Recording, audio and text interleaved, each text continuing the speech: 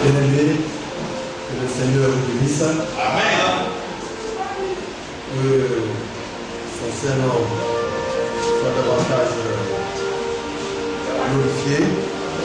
Tout ce qu'il fait pour nous, la marche chrétienne, ne c'est pas une chose facile, mais avec l'aide de Dieu, nous parvenons à y arriver. Tout à l'heure, nous étions avec l'Église de Dieu et nous étions en train de chanter. Il semblerait qu'il y a une sœur qui s'est coupée les cheveux, alors que cela est interdit par la parole de Dieu. Mais cette manière de faire, comment est-ce qu'on peut appeler cela? C'est une désobéissance. Quand souvent on parle de rébellion, certains ne comprennent pas. Il y a des hommes,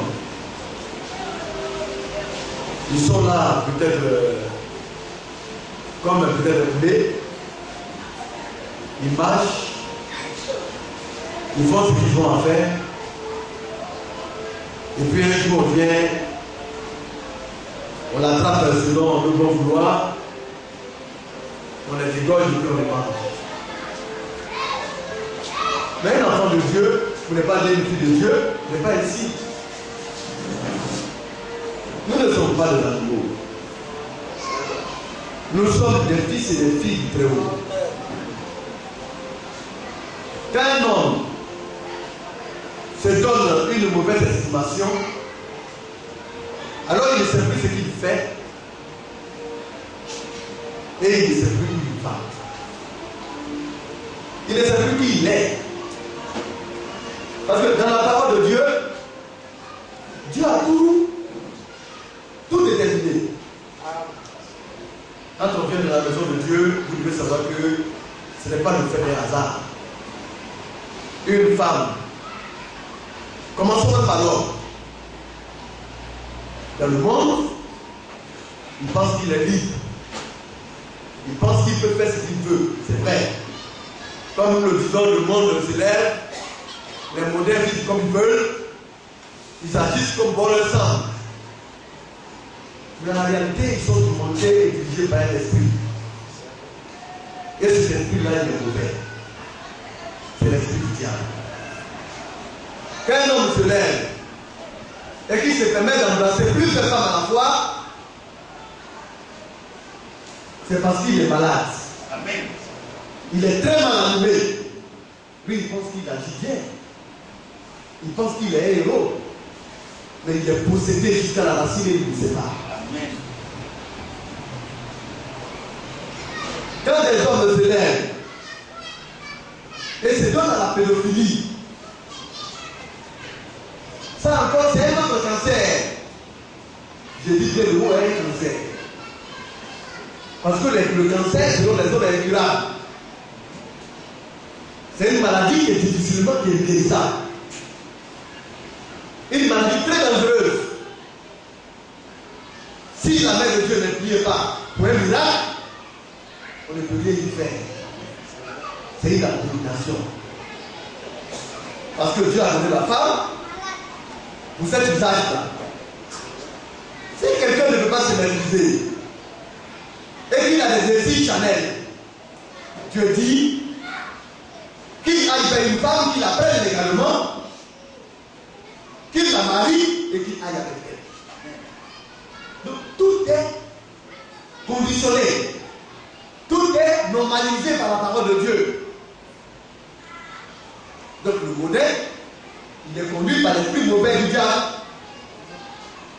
Mais quand on vient en Dieu, quand on est enfant de Dieu, fils de Dieu, alors aussi il y a les règles. L'enfant de Dieu ne doit se lever et puis agir comme bon lui semble. Un frère, un bon frère, habité par l'esprit de Dieu, amen, il a un maître. Et son maître, c'est son Seigneur. Amen. Alors, si l'esprit de Dieu le conduit, pour ne pas dire qu'il n'est pas envoûté par le diable en hôtel, c'est qu'il est conduit par l'esprit de Dieu. Et s'il est conduit par l'esprit de Dieu, il sort des Écritures, il analyse le conseil de Dieu et il fait ce que le Seigneur lui demande. Sa maison ici est dirigée par l'esprit de Dieu. Alors, le Seigneur devient son chef et le Seigneur lui donne sa femme sur laquelle le Seigneur l'a établi. C'est comme ça le Seigneur. Alors il dit, moi je suis ton chef, mais moi aussi je te donne la possibilité d'être le chef de celle-là. Aime-la, prends soin d'elle, veille sur elle, encadre-la, en fait qu'elle soit une bonne femme. Mais il y a un certain type de femme. Non seulement qui sont dans la maison de Dieu et qui se croient tout permis. Au nom de quoi une seule peut-être s'est levée pour aller se couper les cheveux. Au nom de quoi? A-t-elle posé la question à son mari? Son mari a-t-il demandé la permission à Dieu? Donc Dieu lui a dit, donne l'autorisation à ta femme de se couper les cheveux. Maintenant, si elle n'a pas demandé la permission à son mari, quel type de femme est-ce? Tu vis dans le foyer d'un monsieur qui ne se fait dans ce qui chrétien. Et puis tu te donnes des aisances. Tu te donnes la liberté de faire ce que toi tu peux. C'est le monde mauvais. Dans l'église du Seigneur, tu ne peux pas mettre cela. Soit tu deviens une fille de Dieu, tu te soumets à ton mari, lui est fini à Christ, et tu fais ce que la parole de Dieu demande. Le problème de cheveux, toutes les sœurs en ont. Ma fiancée a un problème de cheveux. D'ailleurs, je lui ai interdit même de s'épuiser. C'est fini.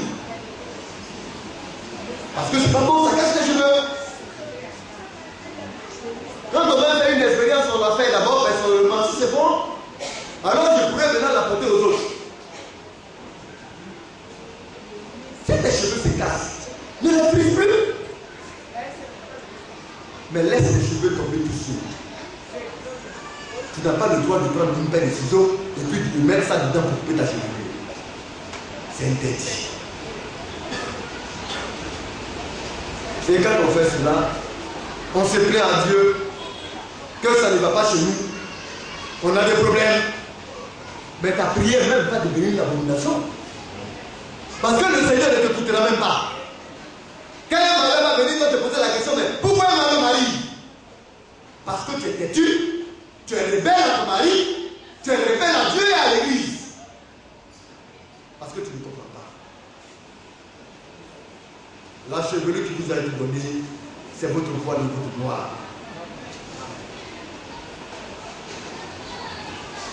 Avant de couper ta chevelure, à moins que ce soit un problème, vous voyez, de maladie, et que le médecin se dise que peut-être qu'on va te raser la tête pour pouvoir réellement faire peut-être, comme on appelle ça, une opération, et puis Dieu ne te mettra même pas. Pourquoi Dieu va te mettre dans ce qu'on va aller faire une opération sur ta tête? Si tu as dit Dieu, pourquoi?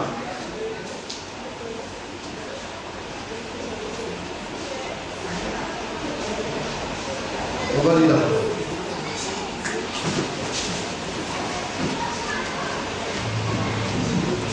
1 Corinthiens, le chapitre 11. Voyez, on a des questions à répondre, on a des choses à faire, mais il y a des sœurs qui se comportent mal. Pourquoi la femme, la plupart du temps, le plus souvent, aime entrer dans les bassesses? Pourquoi?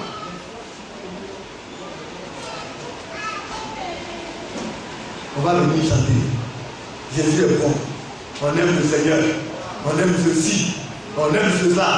Mais les choses alimentaires, certains ne sont pas capables de suivre cela. Encore une fois.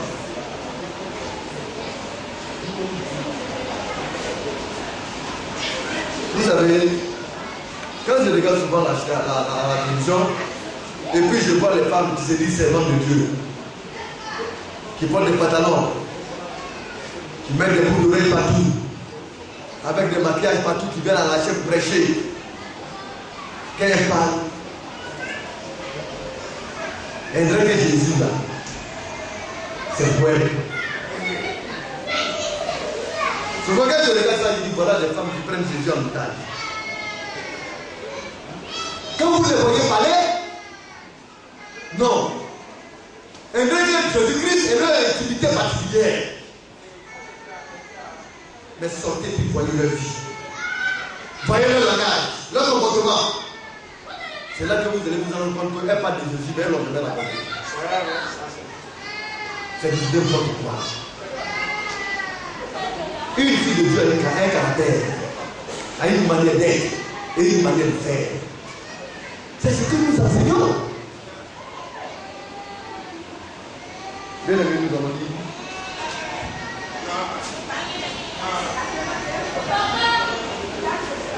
Un Corinthiens chapitre 11. 1 Corinthiens chapitre 11. À partir du verset 3. Nous allons lire largement parce que nous allons le voir.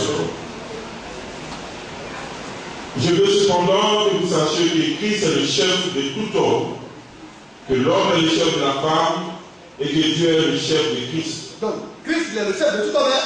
Tout homme. Là, on ne parle même pas de la femme même. Tous les hommes, Christ est le chef.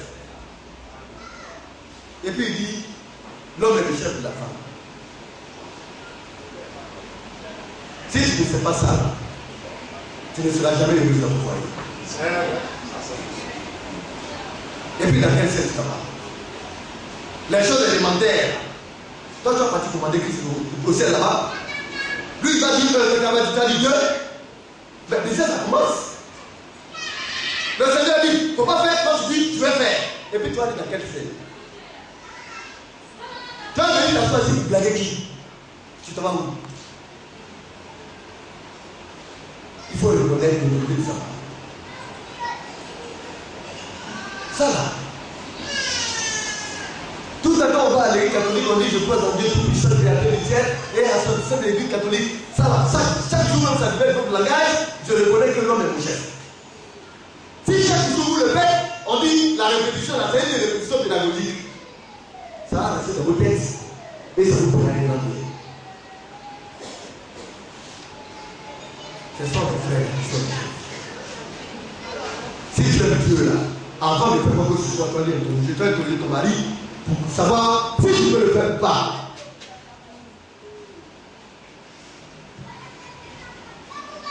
Viens avec nous. Verset 5. Verset 4 d'abord. Tout homme qui prie ou qui prophétise la tête ouverte déshonore son chef. Toute femme, au contraire, qui prie ou qui prophétise la tête non voilée déshonore son chef. C'est comme si elle était rasée. Une sœur qui s'est dit spirituelle, qui va se couper la chevelure. Quand on dit de couper la terre, se couper la chevelure de se raser. Ça, nous le savons. Mais quelle est cette femme qui va aller déshonorer son mari? Elle n'a même pas de considération pour lui, mais même pas de respect. C'est comme un homme qui se lève, et puis il laisse pousser sa chevelure, et puis il vient à l'église. Jésus l'a fait parce qu'il a fait le vœu de Naziréa. Si le père veut faire le vœu de Naziréa pour laisser pousser sa chevelure comme une femme, il n'a qu'à venir lui donner les critères. Ça y est, de la vie. Parce qu'il doit s'abstenir de beaucoup de choses. Mais si tu n'as pas fait le vœu de Naziréa, ce vœu long que tu peux porter là, Dieu a amené ça à ta femme et Dieu te demande de couper tes cheveux. De plier la tête non couverte. Oui, frère, nous continuons. Verset 6. Car si une femme n'est pas voilée, qu'elle se coupe aussi les cheveux. Si elle n'est pas voilée, qu'elle se coupe les cheveux. En d'autres termes, si elle est voilée, alors qu'elle ne coupe pas les cheveux. Oui, frère. Or, s'il est honteux pour une femme d'avoir les cheveux coupés ou d'être rasée, qu'elle se voile. En d'autres termes, si c'est une honte d'avoir les cheveux coupés ou d'être rasé, vous savez que le fait de raser la chevelure, c'est un symbole de malheur, de malédiction. La tradition le fait. C'est quand quelqu'un meurt, là, qu'on rase. Tu appelles le diable de ta maison. Le malheur, viens, entre sur moi. Viens frapper mon femme, mon mari, viens frapper mes enfants, viens me nuire, viens pour que mes enfants soient toujours malades. C'est ce que ça veut dire. On est têtu, on refuse d'écouter Dieu et le malheur continue. C'est vrai. Pourquoi? Parce qu'on n'est pas spirituel. Oui, frère. L'homme ne doit pas se couvrir la tête, puisqu'il est l'image et la gloire de Dieu. Oui. Tandis que la femme est la gloire de l'homme. La femme est la gloire de l'homme. Quand on regarde une femme, ça fait plaisir. Oui. C'est pourquoi les frères doivent bien prendre ça.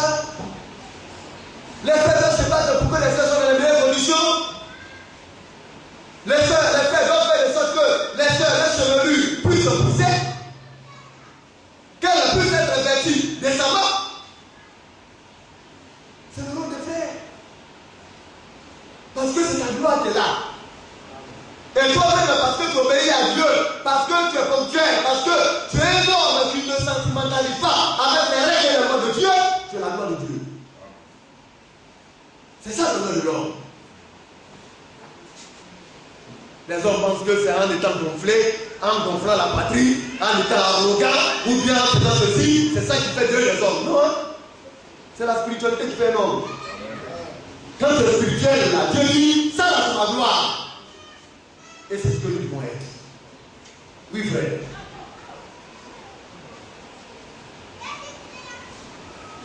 Verset 8. En effet, l'homme n'a pas été tiré de la femme, mais la femme a été tirée de l'homme. Et l'homme n'a pas été créé à cause de la femme, mais la femme a été créée à cause de l'homme. Bon, ouais. C'est pour moi que tu as été créé. Amen. C'est pour mon frère. Et puis tu fais, on ne comprend pas. Je ne comprends pas. Amen. Je disais à ma chérie hier, il ne faut pas te tromper. Tu es pour moi, tu n'appartiens à personne. Tu as tout, c'est pour moi. Si elle te dit couche, toi tu te couches. C'est clair. Mais c'est la parole de Dieu. Mais quand il y a des frères qui ne connaissent pas la joie et l'autorité, n'importe quoi se passe. Ce que Dieu t'a donné, il faut prendre. Elle a été créée pour toi, à cause de toi. Tu dois avoir la quiétude, la tranquillité pour faire ce que Dieu veut que tu fasses. Et puis c'est tout. Si les frères se permettent de dire ça à leurs soeurs, les soeurs ne se permettront pas de faire n'importe quoi. C'est parce qu'elles ne savent pas. Tu as été créé pour l'homme. Ne l'oublie jamais. Soyez une bonne femme, bonne femme pour ton mari. Oui, frère. Bien aimé. L'homme n'a pas été créé À cause de la femme, mais la femme a été créée à cause de l'homme. Oui. C'est pourquoi la femme, à cause des anges, doit avoir sur la tête une marque de l'autorité dont elle dépend. Donc la femme, à cause des anges, quel privilège. Dieu dit, faites de sorte que les anges de la même soient autour de vous. Que protège. Comme vous êtes des faibles, le Seigneur ne veut pas que n'importe quoi vous arrive. Que n'importe qui vienne vous toucher. Que n'importe quel esprit vienne vous visiter. À cause des anges qui doivent être autour de vous, vous devez avoir cette tête-là parce que ça encourage les anges d'être avec vous. La femme doit avoir sur la tête cette marque d'autorité. Son autorité là, c'est ça. Donc elle dépend. Tu dépends de ta chevelure. Tu dépends de cette gloire. Mais tu ne sais pas. Mais tu as tous les problèmes. Quand les anges viennent autour de toi, quelqu'un il regarde ta tête, il dit malédiction. Et puis ça va. Amen.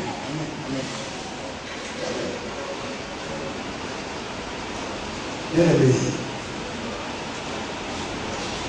On est fait pour Dieu.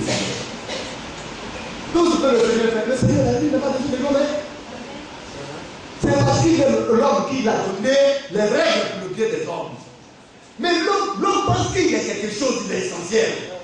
Mais quand on regarde l'homme et puis il se met là, il parle, tu te poses la question, est-ce que lui là-même il est conscient? On se donne une trop grande importance. Alors qu'on est bien. Oui, bien. Toutefois, dans le Seigneur, la femme n'est point sans l'homme, ni l'homme sans la femme. Oui, on a besoin de vous. Hein. Moi-même, je sais. La femme est importante. Mais comme vous savez que vous êtes important, souvent vous allez trop loin. Mais c'est pour nous que vous êtes là. Ça, vous devez le savoir. On a besoin de vous. Mais vous aussi, vous avez besoin de nous par le ciel. Amen. Et puis nous sommes au ciel. Amen. Oui, frère. Verset 12. Car l'un que la femme a été tirée de l'homme, de même l'homme existe par la femme, et tout vient de Dieu. Jugez donc vous-même. Est-il convenable qu'une femme prie Dieu sans être voilée? Vous pouvez faire avoir la chevelure sur la tête. Oui, bien, nous continuons. La nature elle-même ne nous enseigne-t-elle pas que c'est une honte pour l'homme de porter de longs cheveux, alors, mais que c'est une gloire pour la femme de porter? C'est une gloire. Alléluia. Amen. Vous savez ce que c'est que la gloire?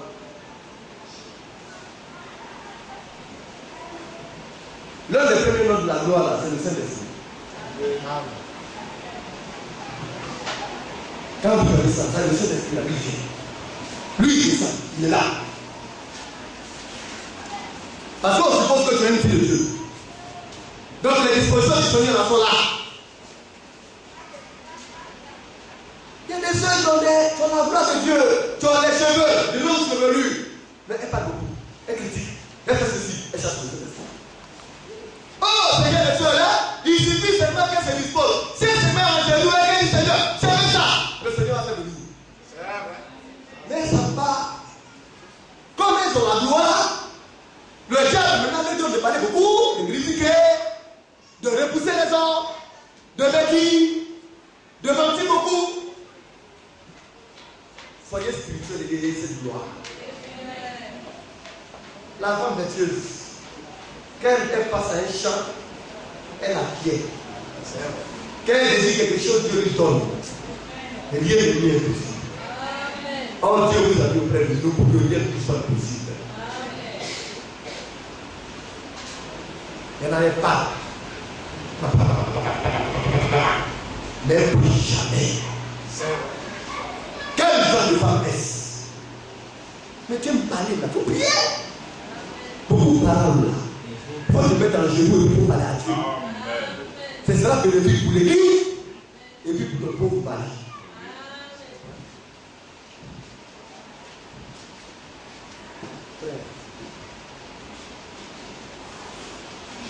Verset 15.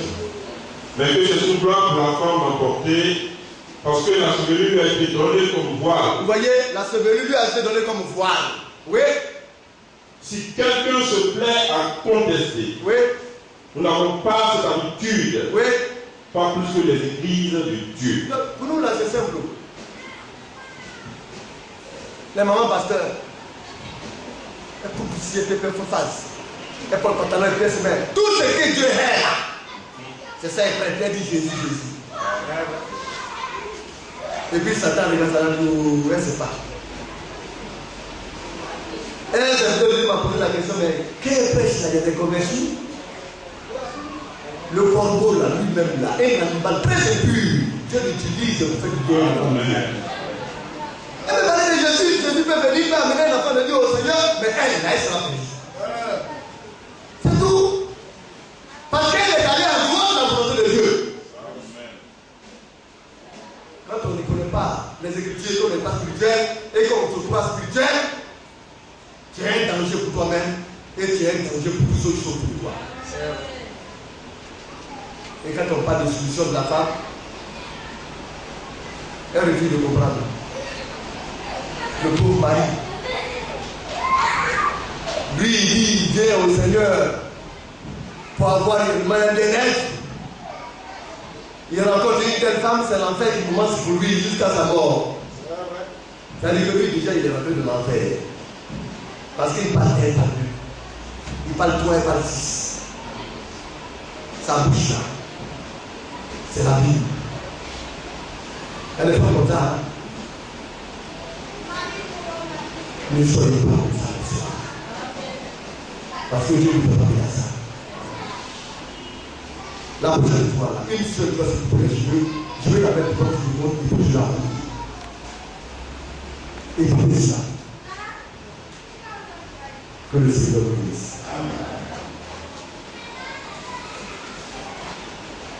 Il y a un frère qui a posé des questions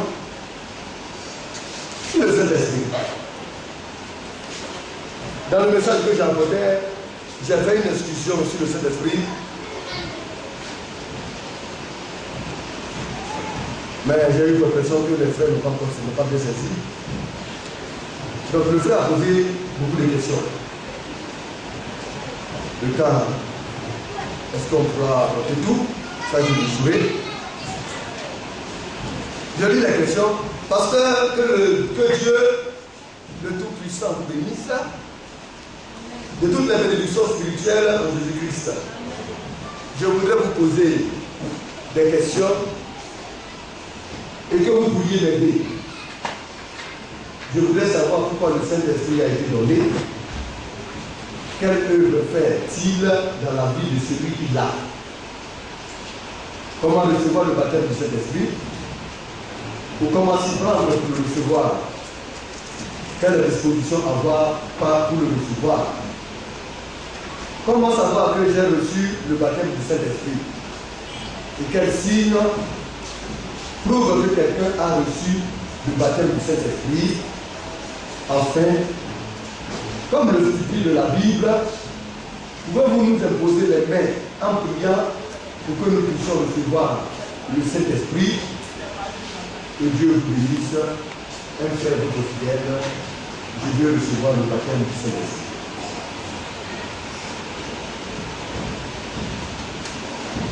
Je suis content parce que ce sont des questions bibliques. Et quand il y a des questions bibliques, éventuellement il y a des réponses bibliques. Tout ce qu'il a posé se trouve dans la Bible. Maintenant, comment est-ce que je vais faire pour que Dieu me donne les capacités pour vous les apporter, afin que vous puissiez vraiment voir le plus clair possible? C'est de cela qu'il s'agit. Et c'est de cette grâce-là que j'ai demandé au Seigneur. Donc nous allons essayer de faire. Nous allons prier vous et nous allons prier le Seigneur pour les différentes questions qui ont été posées, afin que nous puissions trouver les moyens nécessaires pour les répondre. Que Dieu vous bénisse. Nous bénissons le Seigneur parce que ces questions-là, le messager a donné des réponses à ces questions. Pourquoi le Saint-Esprit a été donné? Qu'est-ce que le Saint-Esprit et comment le recevoir? Je pense qu'il y a trois brochures de ce genre que le messager a donné. Alléluia. Mais le messager aussi l'a donné selon les Écritures. Donc les Écritures nous donnent, vous voyez, les passages sur cela. D'abord, nous allons essayer de répondre. Qu'est-ce que le Saint-Esprit? N'est-ce pas? Nous allons prendre le livre de Jean, le chapitre 4. On va lire rapidement parce qu'il faut donner des réponses pour que nous puissions saisir les choses. Jean, le chapitre 4.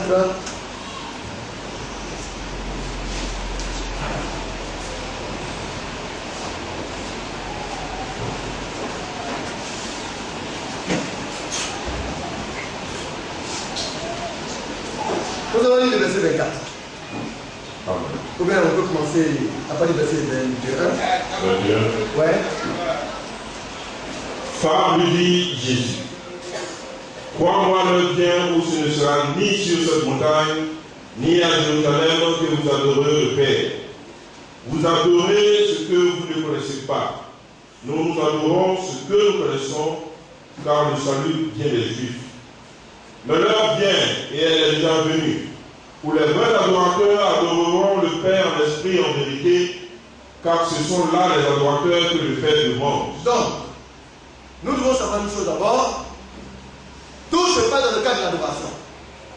Il faut adorer Dieu. Pour connaître Dieu, il faut venir d'abord l'adorer. Et l'adorer comment? Non seulement en esprit, mais dans la vérité.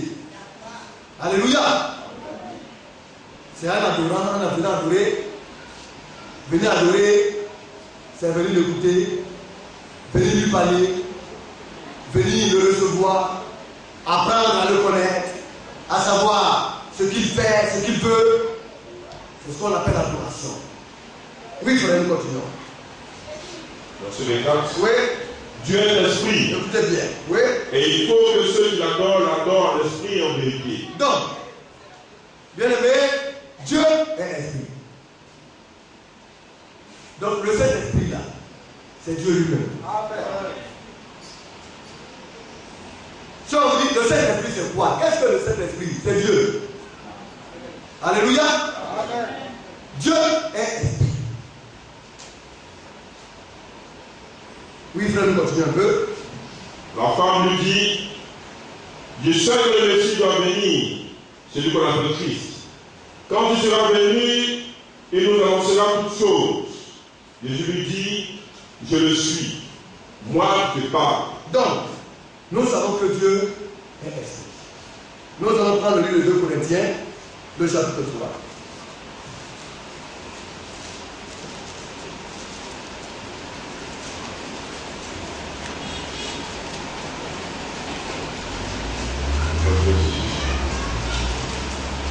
Le verset 16 à 17.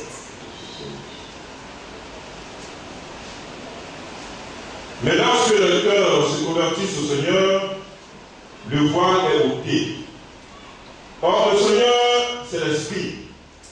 Et là où est l'Esprit du Seigneur, là est la liberté. Alléluia. Amen. Or, nous avons vu cet enseignement, que le Seigneur, là, c'est Dieu lui-même. N'est-ce pas? Amen. Notre Dieu, il y a un seul Seigneur, il n'y a pas deux.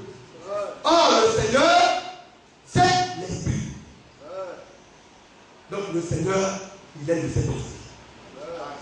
Le Seigneur, il est saint et il est esprit. Alléluia. Donc, quand on parle du Saint-Esprit, c'est le Seigneur lui-même. N'est-ce pas? Nous allons prendre le livre de Actes chapitre 1.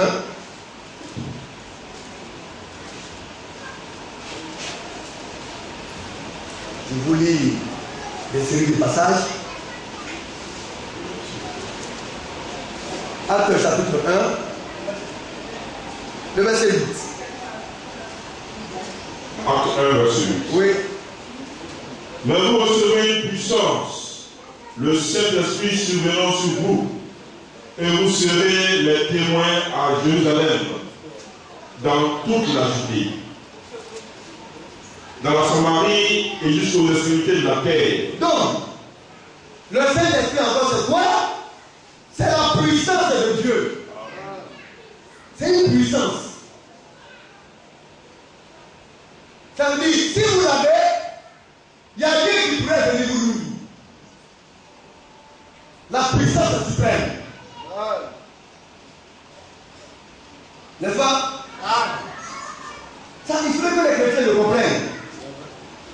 C'est pas le Seigneur qui a regardé, a dit aux apôtres, mais vous recevez une puissance. Ça vous dit, ça, n'importe quoi peut arriver. N'importe qui peut venir faire pour n'importe quoi. Ce qui peut être quoi, quelque chose peut venir mélanger cela et manquer cela. Ce qui est légal, leur assurance pour aller au ciel, s'ils n'ont pas cette puissance pour qualifier cela, le diable peut venir le mélanger et les faire faire cela. Le Saint-Esprit, qu'est-ce que c'est? C'est une puissance. Alléluia. Nous allons prendre 1 Corinthiens chapitre 2.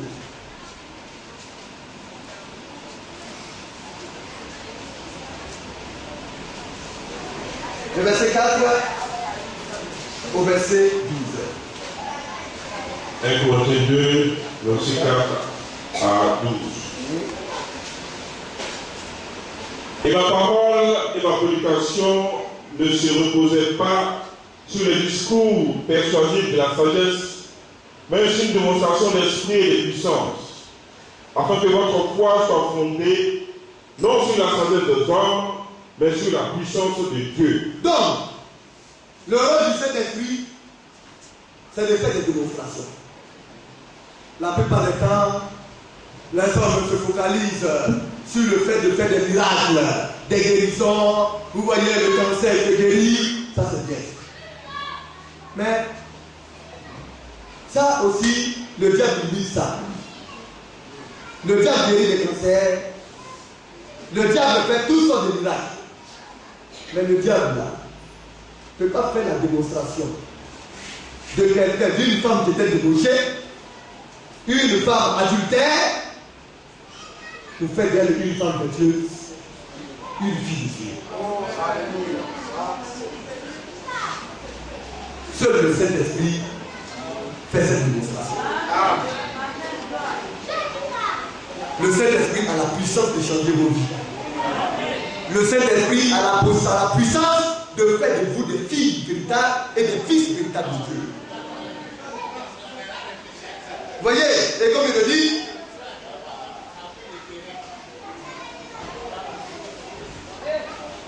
mais sur la puissance, sur la démonstration de l'esprit et de la puissance. Afin que votre foi soit fondée non sur la sagesse des hommes, mais sur la puissance de Dieu. La puissance qui vous transforme. La puissance qui vous libère, qui vous affranchit de tous les liens et de tous les jours du diable. C'est ça le Saint-Esprit. Oui, il faut le continuer un peu. Cependant, Oui.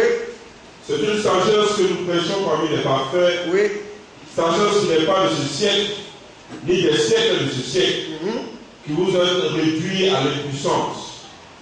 Nous prêchons la sagesse de Dieu, mystérieuse et cachée, que Dieu ayant, avant les siècles, avait prédestiné pour notre gloire. Donc pendant toujours du Saint-Esprit, c'est la sagesse de Dieu. Ce même Saint-Esprit, comme on le voit, c'est par elle que nous prêchons. Nous continuons, continuez un peu. Oui. Verset 8.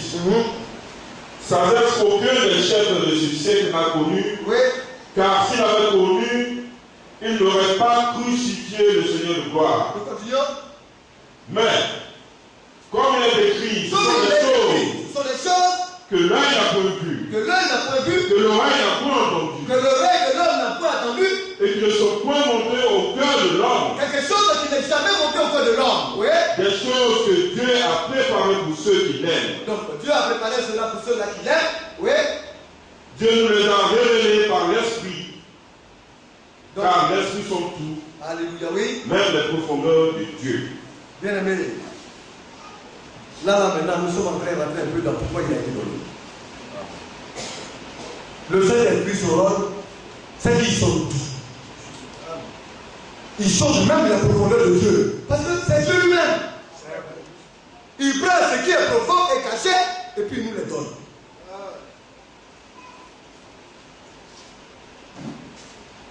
Oui, frère, nous continuons un peu. Verset 10. Verset 10. Oui. Dieu nous les a révélés par l'Esprit, Oui. car l'Esprit sont tout, même les profondeurs de Dieu. Oui. Qui donc, parmi les hommes, connaît les choses de l'homme, Oui. si ce n'est l'Esprit de l'homme qui est en lui? Oui. De même, personne ne connaît les choses de Dieu, si ce n'est l'Esprit de Dieu. Donc, l'Esprit de Dieu, c'est le Saint-Esprit qui connaît les choses de Dieu. Qu'est-ce que le Saint-Esprit? C'est l'Esprit de Dieu. Parce que c'est lui qui connaît les choses de Dieu. On continue un peu. Or, nous n'avons pas reçu l'Esprit du monde, mais l'Esprit qui vient de Dieu, afin que nous connaissions les choses que Dieu nous a données par sa grâce. Donc, pourquoi le Saint-Esprit nous a été donné? C'est pas pour que nous puissions connaître les choses qui viennent de Dieu et cela par sa grâce. Voilà pourquoi le Seigneur a décidé de nous donner le Saint-Esprit. Nous allons prendre le livre de, j'ai voulu qu'on lise aussi 2 Corinthiens 13.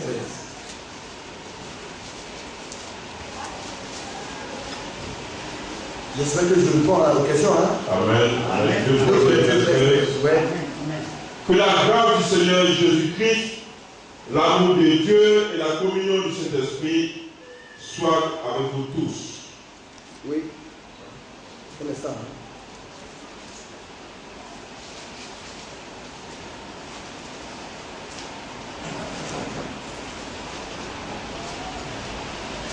Oui, tu le vois. Que la grâce du Seigneur Jésus-Christ, Oui. l'amour de Dieu et la communion du Saint-Esprit soient avec vous tous. Donc, le Saint-Esprit, c'est la communion de Dieu avec nous. C'est encore la communion du Saint-Esprit. C'est lui qui nous permet d'être en communion. S'il n'y a pas de Saint-Esprit, la communion n'existera pas. Alléluia. C'est pourquoi il est essentiel. Il est vital. Pourquoi le Saint-Esprit a-t-il été donné? Nous allons essayer de répondre à ça. Nous allons prendre Jean 3. Jean chapitre 3.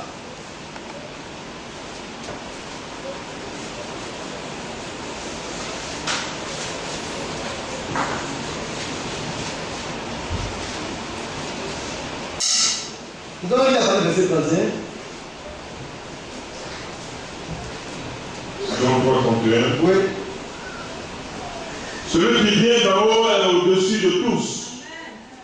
Celui qui est de la terre est de la terre. Et il parle comme étant de la terre. Celui qui vient du ciel est au-dessus de tous. Il rend témoignage de ce qu'il a vu et entendu. Et personne ne reçoit ce témoignage. Donc, bien aimé, on peut dire que c'est de Jésus qui s'agit, mais c'est aussi du Saint-Esprit qui s'agit. Parce que le Saint-Esprit est bien dans vous. Vous avez vu le Seigneur. Quand il était parti dans son baptême, le Saint-Esprit est descendu du ciel ici. Donc c'est le Saint-Esprit qui vient dans vous. Et il est au-dessus de tous. Oui, frère. Nous continuons. Celui qui a reçu son témoignage a certifié que Dieu est vrai. Oui. Car celui que Dieu a envoyé dit les paroles de Dieu, Oui. parce que Dieu ne lui donne pas l'esprit avec mesure. Donc, le Saint-Esprit, premièrement d'abord, il a été donné à ceux-là que Dieu a envoyé. C'est pourquoi une église ne serait commencer sans cette de Dieu. Quand on a entendu des discours auparavant, les hommes se mettent là pour dire non, ce sont les bishops, ce sont les évêques qui doivent conduire l'église, parce que ça c'est non plus autre, vous voyez, hiérarchie suprême, ce sont eux qui doivent pouvoir réellement décider de tout dans l'église, c'est du n'importe quoi et c'est diabolique. Amen. L'église ne demande pas par un bishop, pour les parler d'évêques. Aujourd'hui, certaines églises ont fait de l'évêque aujourd'hui, vous voyez, des êtres suprêmes. Jusqu'à on a donné des archi-évêques. C'est diabolique. Dans la Bible, il n'y a pas d'archi-évêque. Un évêque, c'est simplement un ancien qui remplit les critères et en dehors de ces critères, il est rien. Il est démis de ses fonctions. Parmi ces critères, il faudrait qu'ils soient mariés et qu'il ait tous ses enfants de la foi. Mais aujourd'hui, on voit que dans certaines églises, Il y a des évêques qui ne seront jamais mariés, qui n'ont même pas d'enfants, qui n'ont même pas de femmes. Ces évêques-là ne sont pas des évêques de l'église de Jésus-Christ. Mais, vous dites que l'évêque, c'est quelqu'un qui a été donné à ceux-là que Dieu a envoyés, au ministère de la parole de Dieu. Un évêque là, il est soumis aux différents ministères de la parole de Dieu. C'est pourquoi, s'il n'y a pas de ministre de la parole, une église ne saurait exister. C'est eux qui commencent et qui prêchent la parole de Dieu. Et après avoir fini de prêcher la parole de Dieu, ils donnent des règles établies par Dieu. Et c'est en fonction de ces règles-là qu'on établit des évêques et des diacres. Mais quand tu ne laisses pas le Saint-Esprit de l'école, vous faites une école. N'est-ce pas? Séminaire, école pastorale. Mais c'est l'esprit de l'homme qui a commis. Et Satan aime ça. Quand on dit école là, Satan aime ça parce qu'il est intelligent. Lui, il aime enseigner la sagesse humaine aux hommes. Alors Satan vient s'asseoir dans les écoles théologiques. Et puis les gens pensent que c'est Dieu qui enseigne, alors que c'est Satan qui les gouverne. C'est pourquoi chaque église aujourd'hui se contredit. Lui et l'autre part sa doctrine. Et on ne comprend pas. Il y en a qui disent le Saint-Esprit dit ça, l'autre dit le Saint-Esprit dit autre chose, et ils se contredisent. Le même Saint-Esprit qui se contredit à longueur à journée. Dans la Bible, les apôtres ne se sont jamais contredits parce qu'ils sont laissés guider par le Saint-Esprit. C'est pourquoi. Il dit ici, le verset 34. Quand vous savez que Dieu a envoyé, dis les paroles de Dieu. Quand Dieu t'envoie, tu dis les paroles de Dieu. Pourquoi? Parce que Dieu ne lui donne pas l'esprit avec mesure. Donc le Saint-Esprit, pourquoi il a été donné? Il a été donné pour à ce serviteur afin qu'il puisse dire les paroles de Dieu. Quand le Saint-Esprit a lui-même serviteur de Dieu, il ne dit que ce que le Seigneur lui a recommandé de dire. Et puis ça reste là. C'est vrai. Voilà le premier rôle du Saint-Esprit. C'est vrai, l'unité de Dieu. S'il n'a pas de Saint-Esprit, il ne peut pas prêcher la parole de Dieu. Quand vous voyez des pasteurs qui se plaisent, qui viennent et qui parlent à longueur de journée, qui parlent des choses sans justifier par la parole de Dieu, c'est parce qu'ils n'ont pas le Saint-Esprit. Alléluia. Mais je n'ai pas encore répondu même à une question. La première question, même, je pourrais aussi le répondre. Qu'est-ce que le Saint-Esprit? Le Saint-Esprit aussi est la parole. Alléluia. Vous voyez, le Saint-Esprit et la parole sont un, sont unis. Le Saint-Esprit c'est la parole et la parole c'est le Saint-Esprit.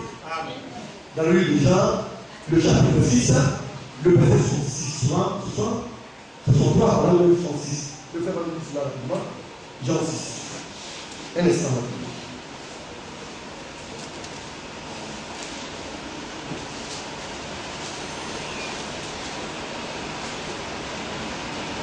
Jean 6.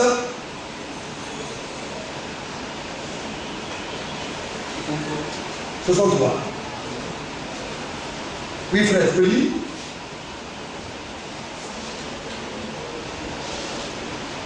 Jean 6, son quoi? Oui. C'est l'esprit qui vivifie. Donc, le Saint-Esprit, c'est lui qui donne la vie. C'est l'homme qui se rôle, hein. Qu'est-ce que le Saint-Esprit? C'est la vie. Le Saint-Esprit aussi, c'est la vie. Quand Jésus-Christ est là, je dis, je suis le chemin, la vérité et la vie là. C'est parce que Jésus est le Saint-Esprit. Amen. C'est le Saint-Esprit qui donne la vie. C'est lui qui vivifie. Oui, frère, nous continuons. Les paroles que je vous ai dites sont esprit et vie. Donc la parole de Dieu que nous entendons, c'est l'esprit et puis la vie. Alléluia.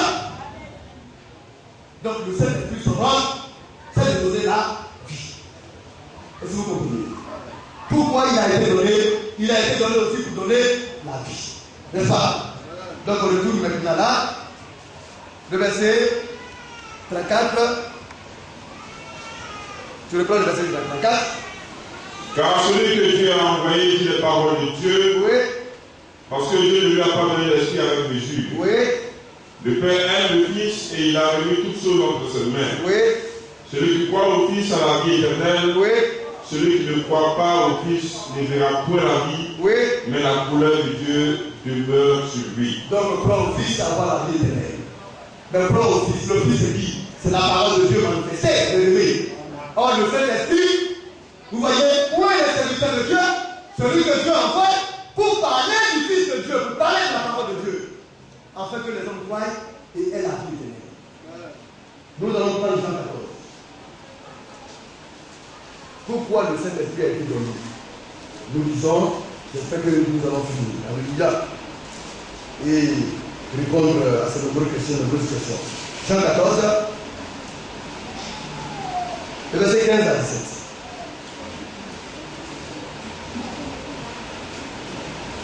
Si vous m'aimez, gardez mes commandements. Et moi, je prie le Père, et il vous donnera un autre consolateur, afin qu'il demeure éternellement avec vous. Donc le Saint-Esprit aussi est appelé le consolateur. Et son rôle, le pourquoi il nous a été donné, c'est pour demeurer éternellement avec lui. Quand il est à toi, aussi longtemps que tu vivras, il va être avec toi. Même si tu meurs, à l'appel du Seigneur, il va te ramener à la vie. Et il va te déterminer à demeurer éternellement. C'est le Saint-Esprit en nous qui nous rend éternels. C'est pourquoi il a été donné. Est-ce que nous connaissons? Nous continuons à faire. L'esprit de vérité. Donc, il est appelé aussi l'esprit de vérité. Le Saint-Esprit, c'est la vérité. Ça répond toujours à qu'est-ce que le Saint-Esprit est? C'est la vérité. C'est l'esprit de vérité. Oui, frère. L'esprit de vérité. Oui. Que le monde ne peut recevoir. Parce qu'il ne le voit point et ne le connaît point. Oui. Mais vous le connaissez. Oui. Car il demeure avec vous et il sera en vous. Donc, son rôle, pourquoi il nous a été donné, c'est de demeurer avec nous et d'être même en nous. Son rôle, c'est cela. Alléluia. Est-ce qu'on s'est dit? Nous allons prendre Jean 16, le verset 13 à 15. On commence par le verset 10.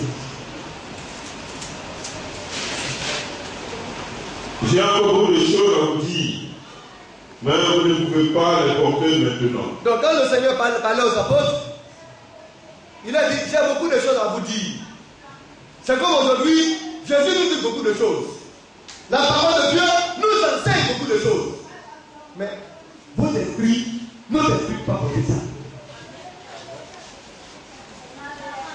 C'est aussi le rôle du Saint-Esprit pour nous permettre d'avoir en nous la mémoire de Dieu. Oui, frère, nous continuons. Quand le consolateur sera venu, Oui. l'esprit de vérité, il vous conduira dans toute la vérité. Donc, pourquoi il nous a été donné? C'est dans le but de pouvoir d'abord nous conduire dans toute la vérité. Les hommes disent qu'aujourd'hui, la vérité n'existe pas. Qui peut obtenir la vérité? Le Saint-Esprit a la vérité. Et le Saint-Esprit, son rôle, c'est de conduire l'Église, les enfants de Dieu, dans toute la vérité de Dieu. Si les hommes ne peuvent pas croire, les enfants de Dieu, ils croient dans ça. Et l'enfant de Dieu ne peut pas s'égarer parce que le Saint-Esprit est là pour le conduire dans la vérité. Dans toute la vérité de Dieu. Oui, frère. Car il ne parlera pas de lui-même, Oui. mais il dira tout ce qu'il aura entendu et il vous annoncera les choses à venir. Oui. Et il me glorifiera parce qu'il prendra de ce qui est en moi Oui. et vous l'annoncera. Donc, son rôle, c'est de prendre ce qui appartient à notre Seigneur et de nous l'annoncer. Voilà le pourquoi il nous a aidés. Oui, frère, nous continuons. Tout ce que le Père a est à moi. Oui. C'est pourquoi j'ai dit qu'il prend de ce qui est à moi et qu'il vous l'annoncera. Donc le Saint-Esprit prend ce qui est au Seigneur, la parole de Dieu, et il nous l'annonce. Non seulement il nous l'annonce, mais il nous rappelle cela. Non seulement il nous rappelle cela, mais il nous conduit aussi dans toute la vérité de la parole de Dieu. C'est son rôle. Nous allons prendre Acte 13.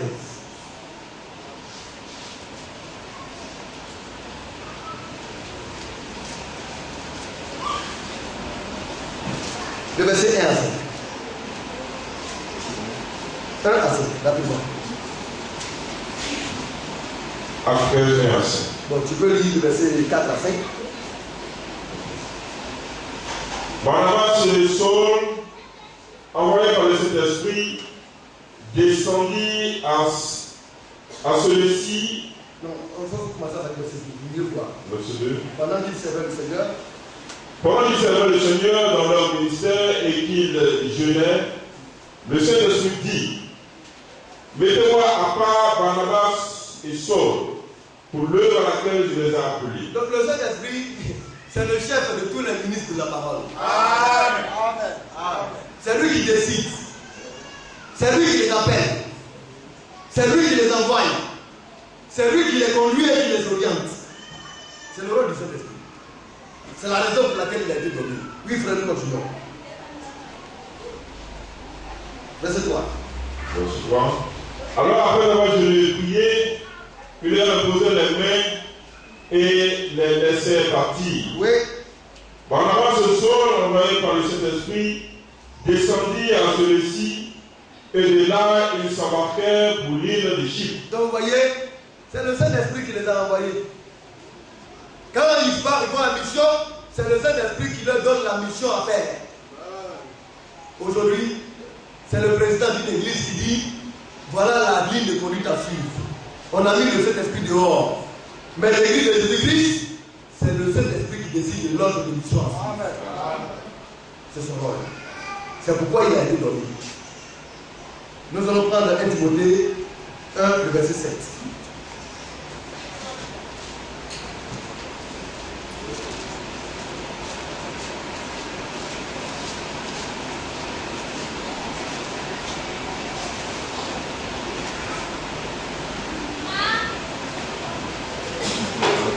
Oui. 1 Timothée 1, verset 7. Oui. Ils veulent être docteurs de la loi et ils ne comprennent ni ce qu'ils disent, ni ce qu'ils affirment. Nous ne dirons pas que la loi est bonne, pourvu qu'on en fasse. 2 Timothée 1, verset 7.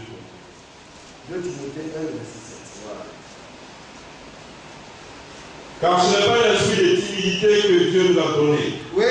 Au contraire, son esprit nous remplit de force, d'amour et de sagesse. Donc, pourquoi il nous a été donné? Le Saint-Esprit, ce n'est pas un esprit de timidité. On est là et puis on a honte. Le timide, il est gêné. Il a envie d'ouvrir la bouche. S'il est un peu timide, vous ne devez pas le voir ici.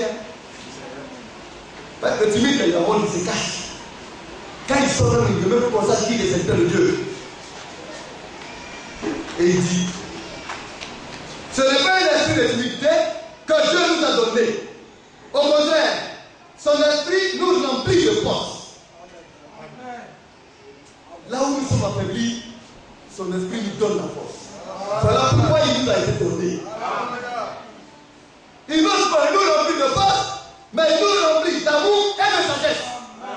Donc le Saint-Esprit, quand il est là, tu obéis à Dieu, tu as en toi l'amour de Dieu. Tout ce que tu fais est orienté vers le Seigneur. C'est aussi le signe qui montre que quelqu'un de cet esprit. L'amour, la sagesse. Il ne parle pas pour blesser. Il ne parle pas pour dépouiller. Il parle pour instruire, pour amener, pour édifier, pour construire, pour bâtir, pour assembler. Voilà pourquoi le Saint-Esprit nous a été donné. Alléluia. Nous allons prendre 1 Jean 5.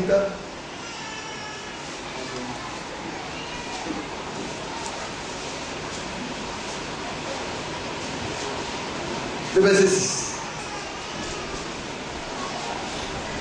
C'est lui, Jésus-Christ, qui est venu avec de l'eau et du sang, non avec l'eau seulement, mais avec l'eau et avec le sang. Et c'est l'Esprit qui rend témoignage, parce qu'il est Esprit, parce qu'il est l'Esprit, est la vérité. Parce que l'Esprit est la vérité. Tu peux le prendre? Je le prends. C'est lui, Jésus-Christ, qui est venu avec de l'eau et du sang. Non avec de l'eau seulement, mais avec l'eau et avec le sang. Et c'est l'Esprit qui rend témoignage parce que l'Esprit est la vérité. Donc, le rôle de l'Esprit, il est la vérité. D'abord, c'est ce qu'il est. Et son rôle, c'est de rendre témoignage. Il rend témoignage de tout ce que le Seigneur a fait. On continue, frère. Car il y en a trois qui rendent témoignage. Oui. L'Esprit, Oui. l'eau et le sang. Oui. Et les trois sont d'accord. Alléluia. Amen. Or, l'Esprit, c'est le Seigneur. N'est-ce pas? Amen. Le sang, c'est grâce à cela que nous sommes là. N'est-ce pas? Amen. L'eau, c'est la vie. N'est-ce pas? Amen. Les trois là sont d'accord. Bien aimé, le Saint-Esprit est primordial dans la vie de l'Église et de chaque famille. Dans Apocalypse 2, le verset 16, le Saint-Esprit, son rôle, c'est de parler à l'Église. N'est-ce pas? Amen. Tu vas lire rapidement. Que celui qui a les oreilles entende ce que l'Esprit dit aux églises. Oui, À celui qui vaincra, je donnerai à manger de l'arbre de vie oui. qui est dans le jardin de Dieu, dans le paradis de Dieu. Donc dans le chapitre 1 jusqu'au chapitre 3, nous voyons que l'Esprit de Dieu, son rôle, c'est de parler à l'Église. Et c'est ce qu'il fait. C'est parce qu'il anime chaque serviteur de Dieu que les serviteurs de Dieu poussés par lui parlent à l'Église. Que celui-là qui a l'oreille attende ce que l'Esprit dit aux églises. Mais c'est le Saint-Esprit qui s'adresse à toutes les églises du monde entier. Les églises de chaque âge de l'église. L'Esprit anime le messager donne son message, et l'Esprit de Dieu maintenant instruit les serviteurs de Dieu, les ministres de la parole, qui utilisent le message pour édifier l'âge. C'est le rôle de l'Esprit de Dieu. Maintenant, le Saint-Esprit va marquer l'achèvement de l'église. Parce que l'épouse, là, avant qu'elle ne parte, avec l'accord de l'Esprit, le Seigneur viendra. C'est pour dire que c'est cet esprit qui va attirer le temps appelé le Seigneur. Apocalypse 22. C'est pourquoi il a été donné.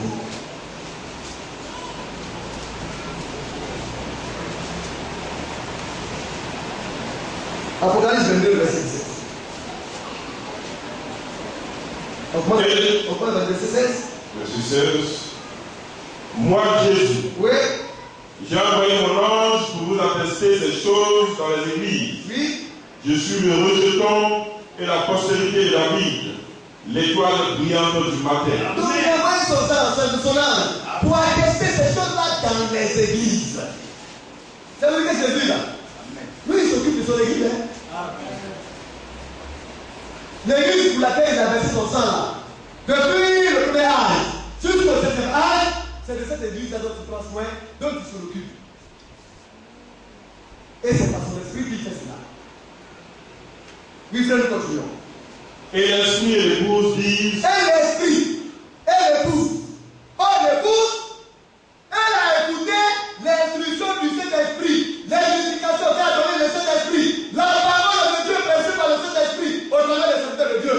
L'épouse maintenant a été accomplie. Elle a été taillée, nettoyée, lavée, purifiée. Elle a été partie à l'image de Christ. Et là maintenant le Saint-Esprit dit, elle est prête. L'épouse dit Amen. Seigneur, viens. Quand le Seigneur sera sur le point de l'église là, l'Esprit de Dieu, l'épouse d'église de Christ, le sentira le soir. Amen. Mais nous ne savons pas le jour ni l'heure. Mais quand le jour va arriver, nous allons savoir que le jour est arrivé. Oui, frère, tu le prends? verset 16, Oui, verset 17. verset 17. Et l'esprit et l'église disent, viens. Et que celui qui entend dise, viens. Et que celui qui a soif vienne. Que celui qui veut prenne de l'eau de la vie gratuitement. Oh, l'eau de la vie, c'est l'Esprit de Dieu. Alléluia. Donc, pourquoi le Saint-Esprit a été donné? On peut le dire, hein? Mais je pense que au moins vous avez une idée sur la sabbat. Alléluia. Comment maintenant le recevoir? Nous allons prendre le livre de Luc, chapitre 11.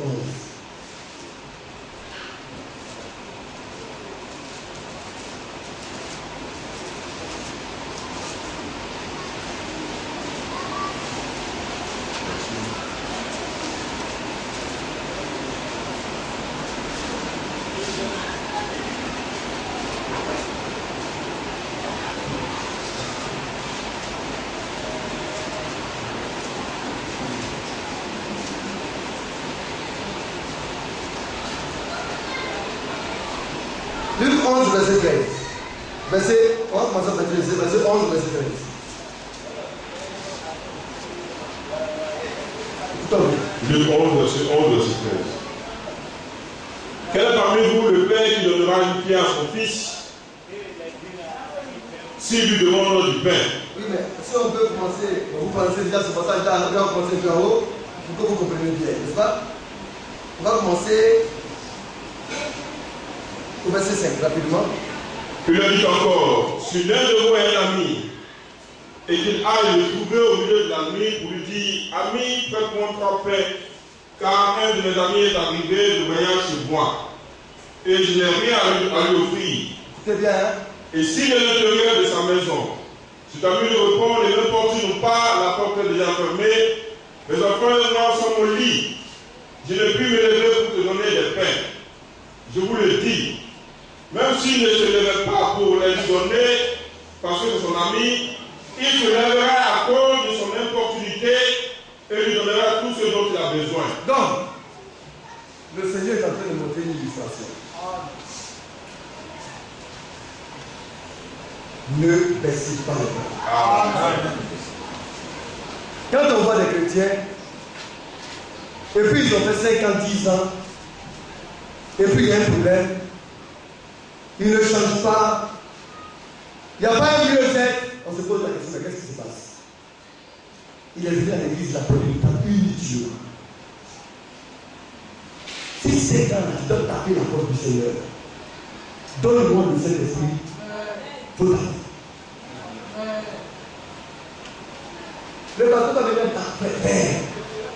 Non, le Père, il a le Saint-Esprit. Et puis le frère, tout le monde le regarde, ils sont contents. Alléluia! Le frère, il a le Saint-Esprit. Ça, et puis le frère, il est content.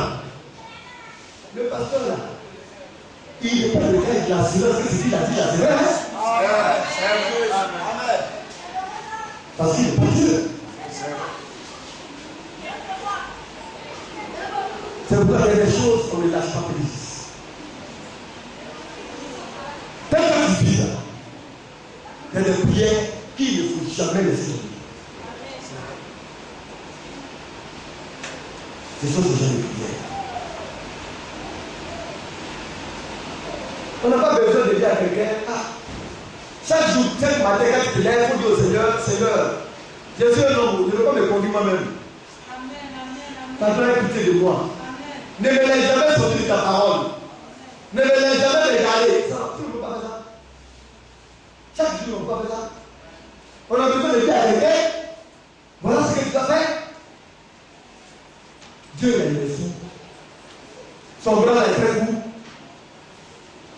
Si quelqu'un prie là, est-ce que tu ne vas pas attendre? S'il est sincère, puis dit à Dieu, ne me laisse jamais regarder là, Dieu ne va jamais me laisser là. C'est la même chose pour le Saint-Esprit. Cet homme-là, à cause de son ventre, n'est-ce pas? Ou bien il a laissé des hommes, des amis. Il a besoin de paix pour manger. Il a parti taper la porte de son ami. Son ami dit, je dors. Il a continué de taper beaucoup. Son ami dit, mais tu ne peux pas dire, il est là. Il a continué de taper. Son ami dit, s'il ne donne pas son pain là, vraiment, je ne vais pas dormir. Oh, mon sommeil est important. Attends, il est donné son pain, et puis Dieu le fait tranquillement. Dieu dit, c'est comme ça que vous devez faire avec moi.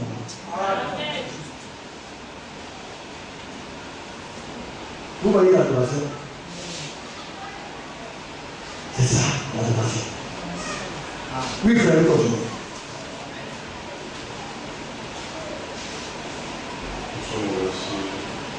Le verset 7. Ouais, 9. Et moi je vous dis, demandez et l'on vous donnera. Cherchez et vous trouverez. Frappez et l'on vous ouvrira. Donc, ça dépend de ce que tu demandes. Qu'est-ce que tu veux? Le frère a posé la question. Comment le recevoir? D'abord, il faut le vouloir. Est-ce que tu le veux? Si tu le veux, tu vas le demander. Ça se demande. Dieu dit, si tu demandes, il dit ici, tu vas le recevoir.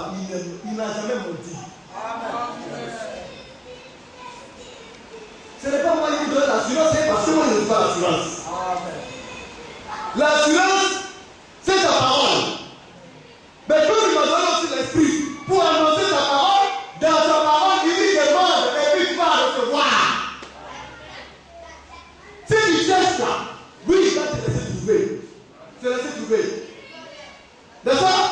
Quand Seigneur te donne le Saint-Esprit, il dit vas-y, tiens. Frappez. Et puis on vous ouvrira. C'est pas ça? Ça, les dénominations ont fini avec ça. Pour le bien-être matériel. Ah, ils prennent ça. Au lieu de se porter ça spirituellement d'abord, eux là, c'est pourquoi voiture vient. Et ils mettent le foie. Et puis maintenant leur âme là, c'est porte mal. Or ça là, c'est pour notre âme de votre spirituel. C'est pour le bien-être de nos âmes.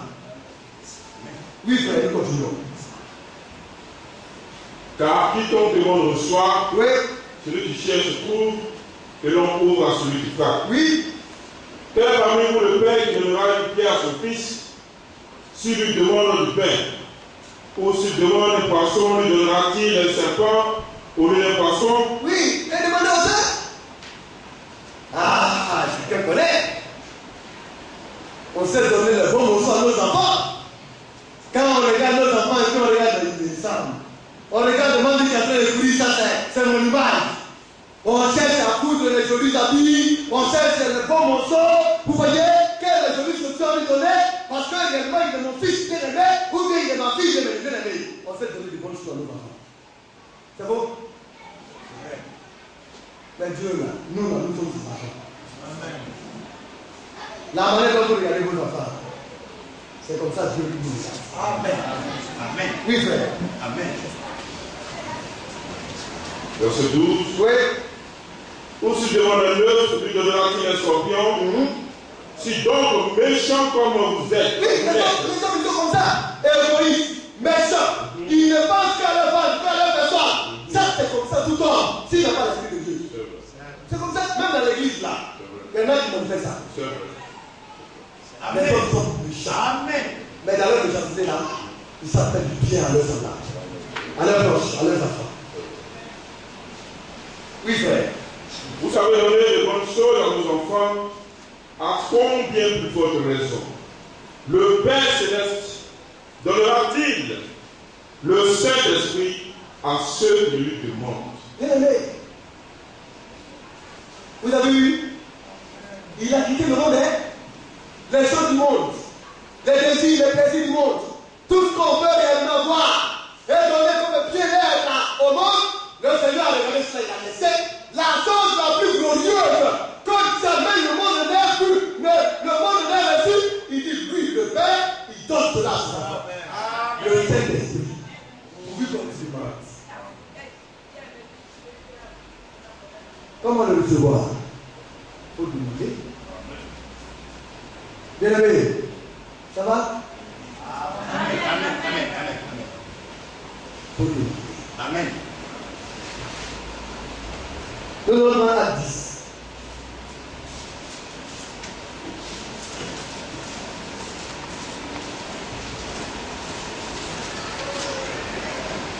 Est-ce que nous allons finir? Le temps avance. Je veux finir. Hein? On va faire un petit effort. Amen. Amen.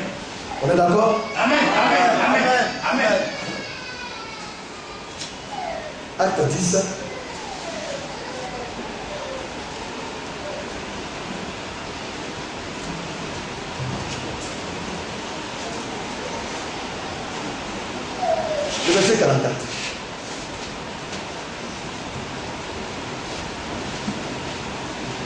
Acte 10, 44. Oui. Comme Pierre prononçait encore ces mots, le Saint-Esprit descendit sur tous ceux qui écoutaient la parole. Tous les fidèles circoncis qui étaient venus avec Pierre furent étonnés de ce que le don du Saint-Esprit était aussi répandu sur les païens. Car ils les entendaient parler en langue et glorifier Dieu. Alors Pierre dit, peut-on refuser l'eau du baptême à ceux qui ont reçu le Saint-Esprit aussi bien que nous? Et il ordonna qu'ils soient baptisés au nom du Seigneur. Donc voilà cette histoire-là qui a été énumérée. Comment recevoir le Saint-Esprit? La première réponse, c'est en écoutant la parole de Dieu. On nous dit, venez à l'église. Frère, venez à l'église. Venez écouter la parole de Dieu. Ici, là, eux, là, ils n'ont pas demandé rien. Quand ils aiment écouter la parole, le Seigneur a dit que ceux qui aiment trop écouter la parole de Dieu, c'est une nécessité pour eux. Quand tu écoutes la parole de Dieu, en écoutant le Saint-Esprit descend et te baptise. Comme Pierre prononçait encore ces mots, le Saint-Esprit descendit sur ceux qui écoutaient la parole. N'est-ce pas? Donc comment le recevoir? C'est en écoutant la parole de Dieu. Parce qu'on suppose que ceux-là qui aiment venir écouter la parole de Dieu, c'est parce qu'ils aiment le Seigneur qu'ils aiment écouter la parole de Dieu. Si tu n'aimes pas le Seigneur, tu ne peux pas venir écouter la parole. Donc, l'une des premières conditions, c'est aimer écouter la parole de Dieu, venir écouter. Maintenant, il y a une des réponses qui a été donnée à l'une des questions qui a été posée. Comment savoir ou par quel signe pouvons-nous savoir que nous l'avons reçu? Quand nous continuons, il dit tous les fidèles circoncis qui étaient venus avec Pierre furent étonnés de ce que le don du Saint-Esprit était aussi répandu sur les païens, car ils les attendaient parler à langue et glorifier Dieu. Ça, c'est un signe d'ici. Donc, quand c'est descendu, tous ont commencé à parler la langue. Selon que l'Esprit le donnait. Ça, c'était une manifestation d'ici. Mais, le Saint-Esprit peut tomber. Ça peut descendre. Parce que quand on regarde bien, nous avons vu que le Saint-Esprit était descendu un temps. Et parmi ceux qui le Saint-Esprit était descendu, il y avait un certain magicien. Et il a regardé, il a vu que le Saint-Esprit réellement était donné par les apôtres. Alors il s'est levé, il est parti par imposition de main ici du trône. On a l'occasion de décider de l'air. Alors il est parti par les apôtres. Lui, il a reçu aussi, pour qu'il puisse lui donner le pouvoir. Pour que lui aussi puisse donner le Saint-Esprit. Comme lui, c'est un marchandeur, un aventurier, il a décidé de payer. C'est-à-dire que les apôtres ont lui donner ce pouvoir pour qu'il lui donne de l'argent, afin que lui aussi puisse le faire. Ils lui ont envoyé périr, lui et son argent. Mais pourtant, le Saint-Esprit était magnifique. C'est pourquoi la notion de comment recevoir le Saint-Esprit est importante. Parce qu'il peut descendre sur vous tout seul. Alléluia. Ananias et sa femme, le Saint-Esprit était bel et bien descendu sur eux. Mais ça n'a pas permis qu'il soit un homme de boulantage, un monteur et un voleur. Il avait décidé de donner tous ses biens et il est parti caché avec, comme on le dit, la complicité de sa femme. Ils sont partis cacher une partie de leurs biens et puis ils sont venus présenter le chef. Et le Saint-Esprit nous a dit. Ce sont les actes qui sont dans la parole de Dieu. on n'a pas le temps de parler de tout cela. Ça vous dit, tu peux recevoir le Saint-Esprit de la mauvaise manière. Et le Saint-Esprit peut descendre sur toi pour ton jugement, pour t'amener à la perfection.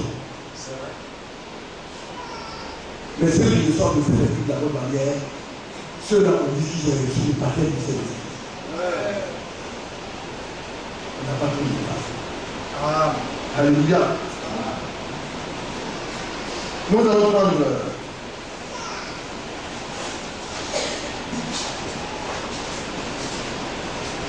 Acte 2, ça vous le savez. Je le dis le plus souvent.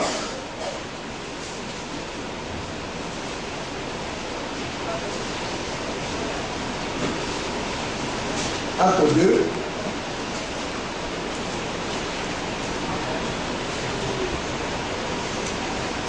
À partir du verset 37. Après avoir entendu ce discours, ils eurent le cœur vivement touché. Et ils dirent à Pierre et aux autres apôtres, oh frères, que ferons-nous? Pierre leur dit, repentez-vous et que chacun de vous soit baptisé au nom de Jésus-Christ, à cause du pardon de nos péchés, et vous recevrez le don du Saint-Esprit. Donc voilà la bonne manière. Cette manière-là, elle est vraie. Si tu as fait une bonne repentance, si tu as été baptisé au nom du Seigneur Jésus-Christ, si tu demandes le don est pour toi, c'est un don. Ça veut dire qu'on n'a pas besoin d'argent ou de quoi que ce soit pour recevoir le Saint-Esprit. Alléluia. La repentance, le changement de voie, le fait d'épouser la véritable foi, la véritable doctrine de Christ. Quand tu rentres dans les eaux de baptême, c'est que tu as décidé de répondre sur Jésus. C'est pourquoi, quand c'était là, on voit que vraiment, ils n'ont pas trop de difficultés au changement. Leur conversion se fait rapidement. Or, c'est le Saint-Esprit qui convertit. Alléluia. Dans le livre de Actes, le chapitre 5,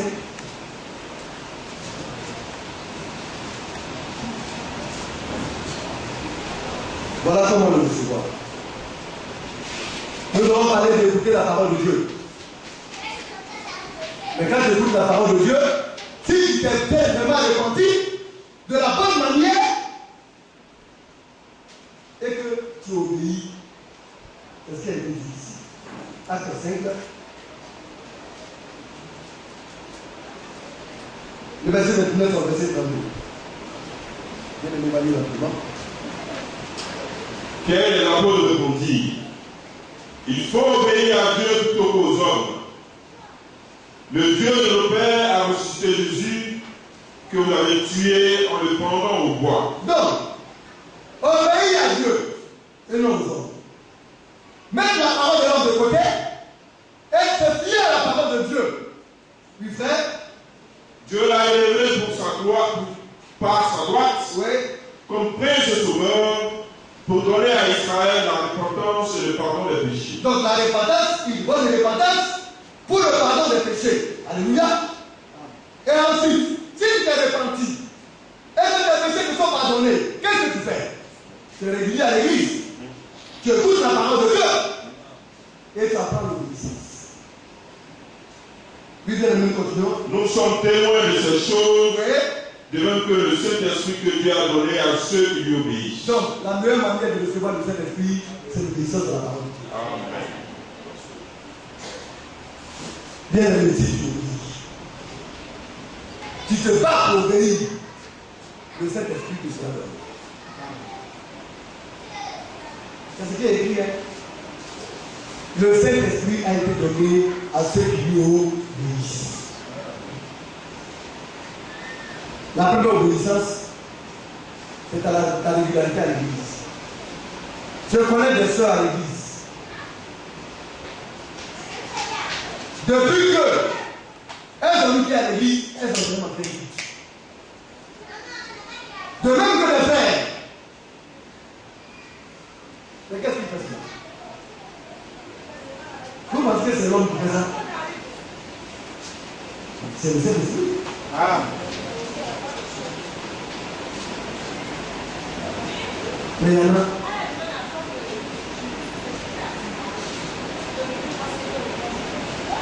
Elle venait à l'église, il venait à l'église. Quand ils ont été mariés, ou bien ils ont été mariés, leur femme là commence à faire comme ça. Mais votre premier mari là, c'est qui? Tu as marié qui? Frère, tu as marié quelle femme? Et puis tu commences à faire comme ça. Sœur, quel est ton mari qui t'a marié? Tu es devenu important et puis aujourd'hui tu as pas fait comme ça. Comment? C'est Dieu qui t'a donné la femme? Est-ce que Dieu qui t'a donné le mari? Ou bien c'est toi qui as choisi la femme? Ou bien c'est toi qui as choisi le mari? Ne nous le pas.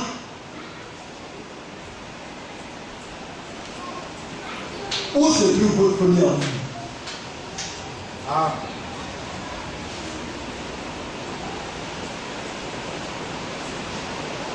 On n'a pas le temps. Le frère a posé des séries de questions, c'est ce qu'on essaie de répondre. C'est pourquoi le Saint-Esprit aussi peut te quitter. Si tu veux t'amuser, il te quitte.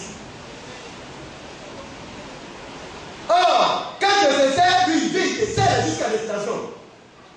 Mais quand tu veux jouer avec lui, et quand tu veux lui montrer qu'il y a quelqu'un qui est plus important que lui dans ta vie, il va te montrer que toi tu es bien. Nous comme ça, là, on a toujours peur. On n'a pas peur de Dieu, on le craint. Mais moi j'ai peur, je tremble. Parce que c'est ici le lâche ici pour Dieu. Frère Eric. Non, frère Eric. On dit on est dans le salon, frère Eric. Frère Eric a fait ceci. Non, frère Eric. Comment ça? Vous êtes dangereux. Frère Eric, il est quoi? Il est qui? Frère Eric, derrière. Laissez frère Eric en paix, il se cherche. Frère Eric a la crainte de Dieu. Frère Eric ne veut pas que le Saint-Esprit le lâche. Celui-là, il a foutu.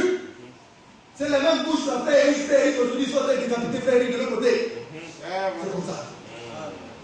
Si le Saint-Esprit ne dit pas frère Eric, aujourd'hui, on aurait dit que non, c'était mon frère. Il a servi Dieu jusqu'à aujourd'hui, il a à côté. On vous connaît. C'est comme ça. On vous appelle frère. Appelez à Dieu. À mettre votre foi dans le Seigneur. À ne regarder qu'à l'Esprit de Dieu qui fait toutes choses pour vous. C'est lui le maître de votre vie. C'est lui le centre, le gage de votre vie. Attachez-vous fortement à lui. C'est de cela qu'il s'agit, bien-aimés. Mais il y en a qui ne comprennent pas. Et j'entends.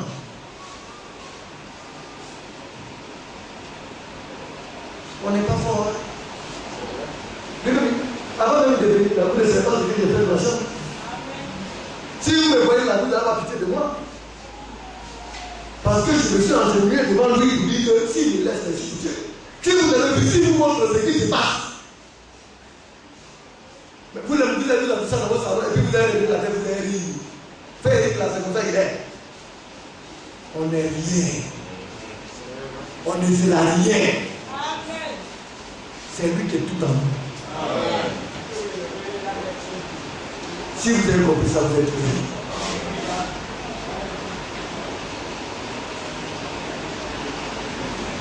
Alors, le frère a posé ces questions. Comment savoir?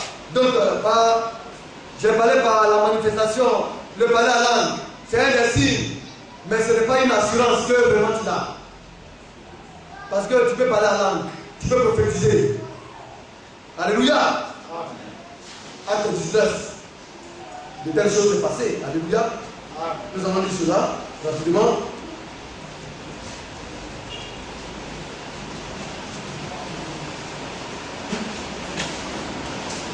Le frère a posé des questions. Comment savoir que nous l'avons reçu?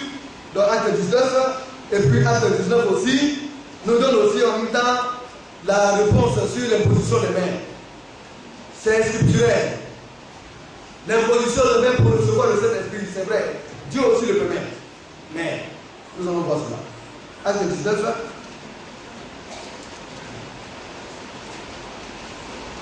Mais je crois que Acte 10 aussi, hein, on va lire d'abord Acte 10 avec les apôtres, n'est-ce pas?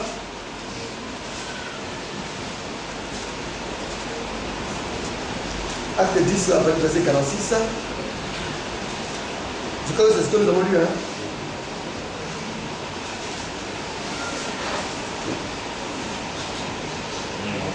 C'est ce que nous avons lu. N'est-ce pas?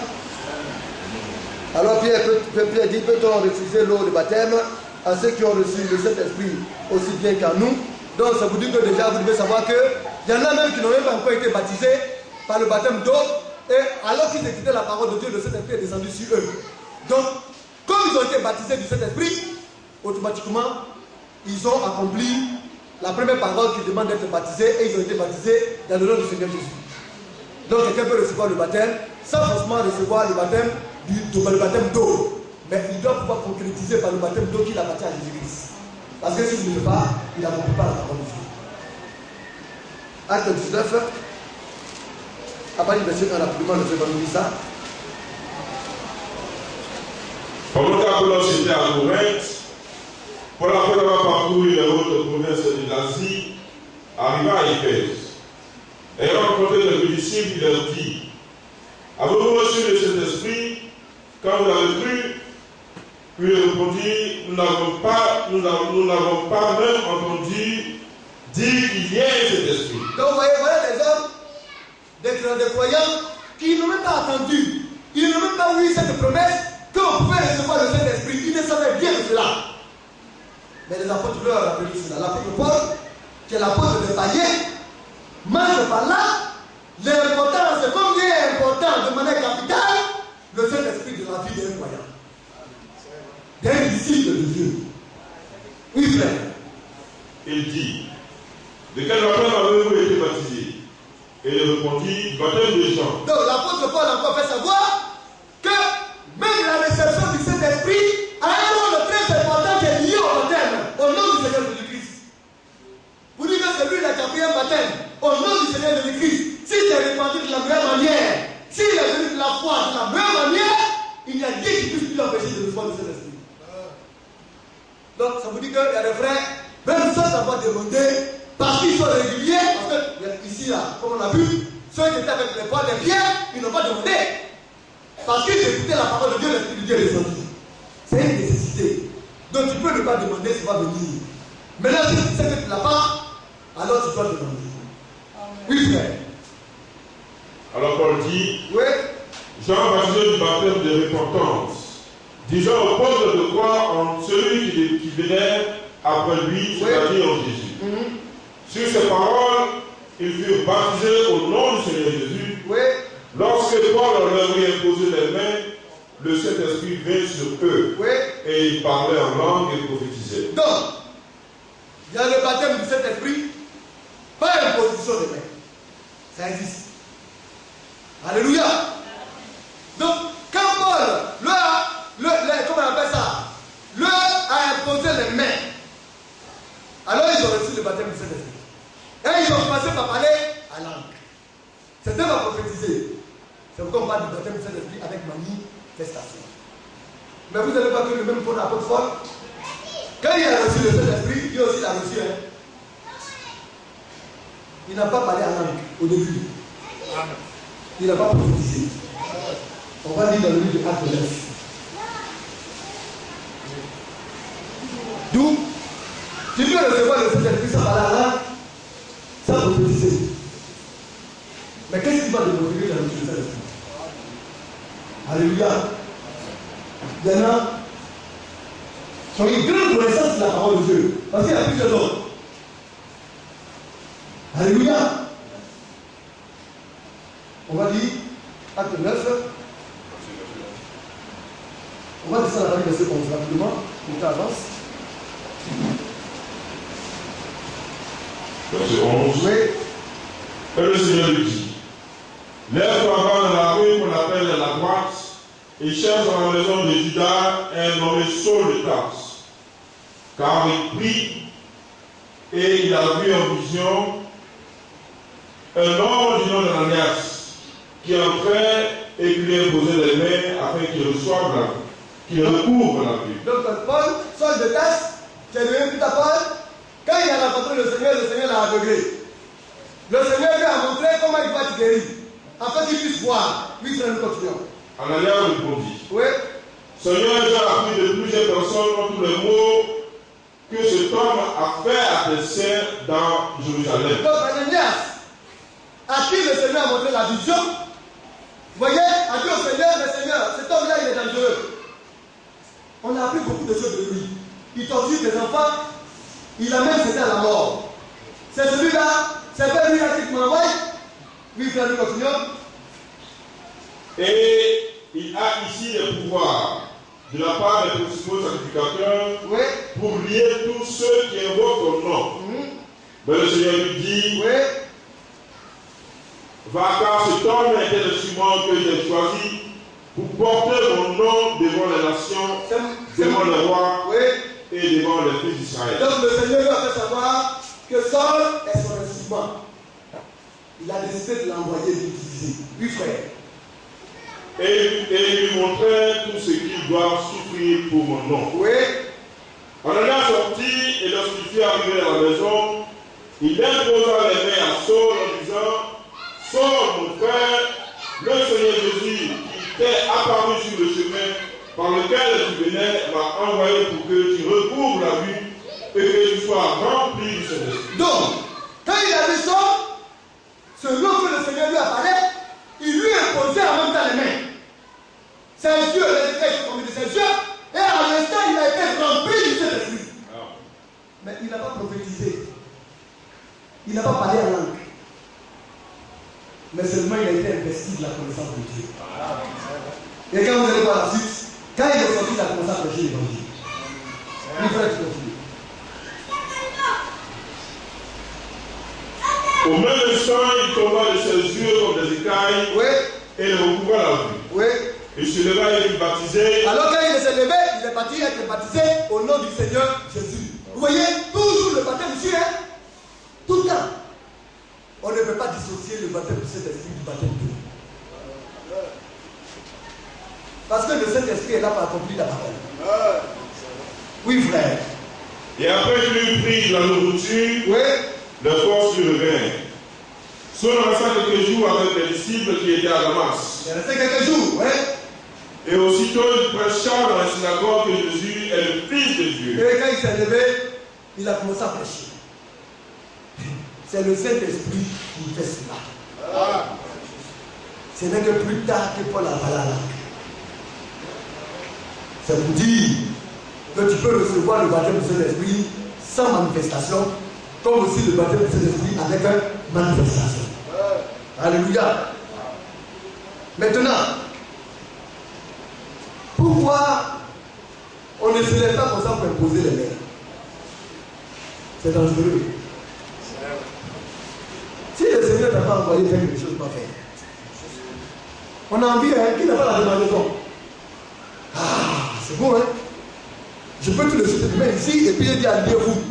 Et puis j'ai commencé à imposer la main sur vos têtes. Mais si Dieu n'a pas dit va faire, il y a des conséquences là-dedans. Et ce sont ces conséquences-là que l'apôtre Paul a donné à Timothée. On va lire cela dans 1 Timothée 5, verset 22.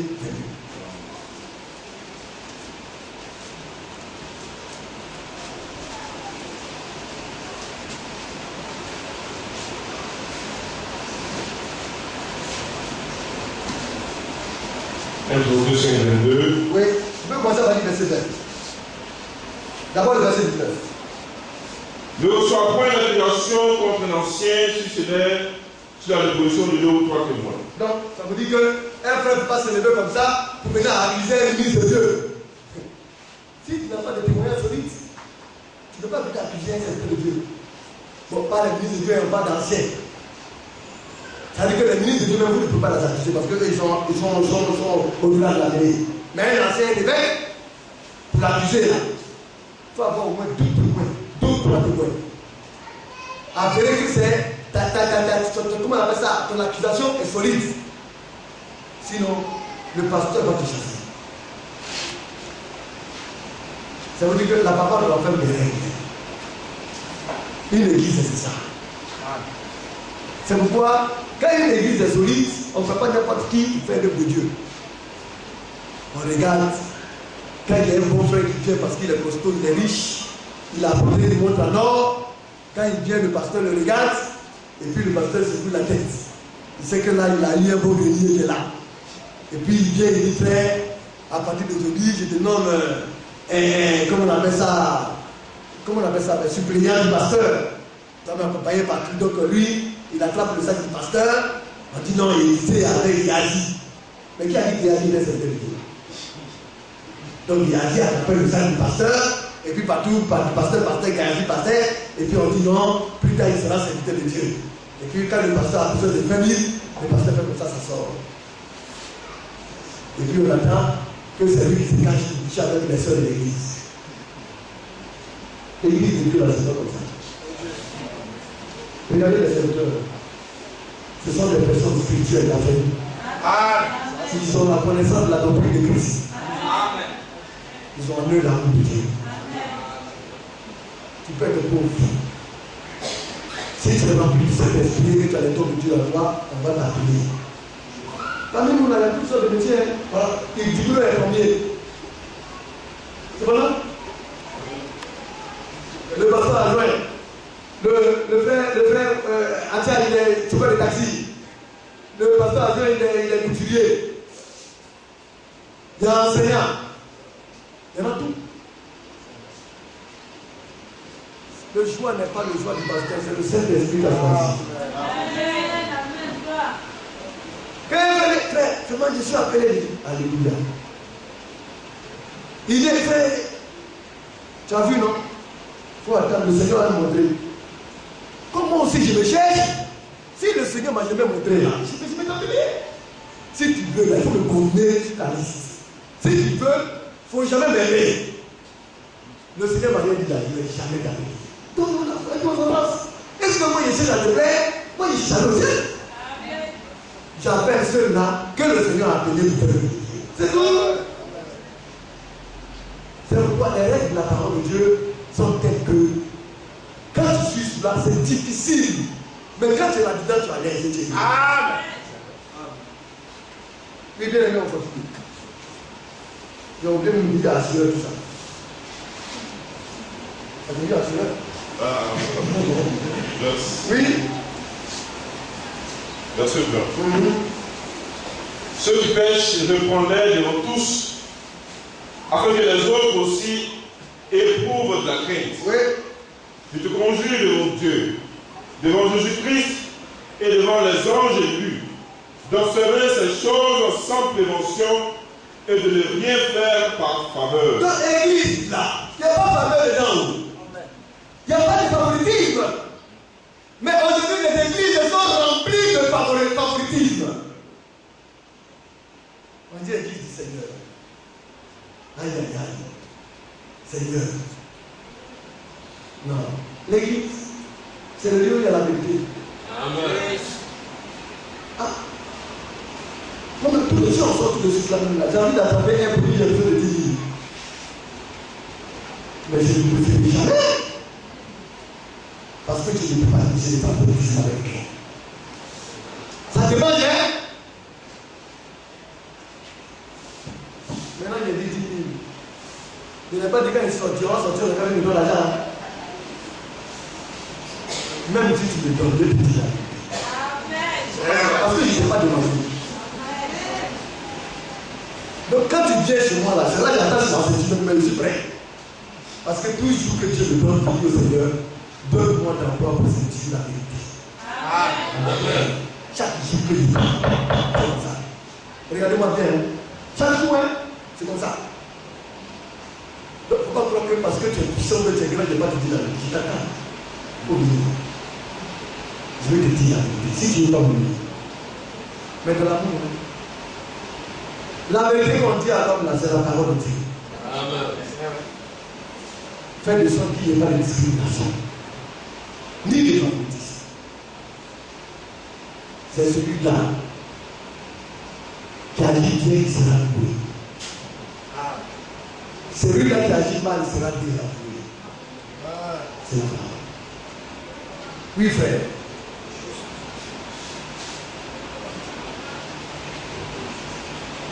Verset 22. Oui. N'impose les mains à personne avec précipitation. Vous voyez? Oui. Et ne participe pas au péché d'autrui. Toi-même, conserve-toi pur. Bien-aimé. Il y a une jeune sœur qui est venue. C'est la seule chose. Joseph n'est pas connu impose des mains. Mais elle est partie dans les dénominations. Une prophétesse qui a imposé des mains. Elle a transmis des esprits à Joseph.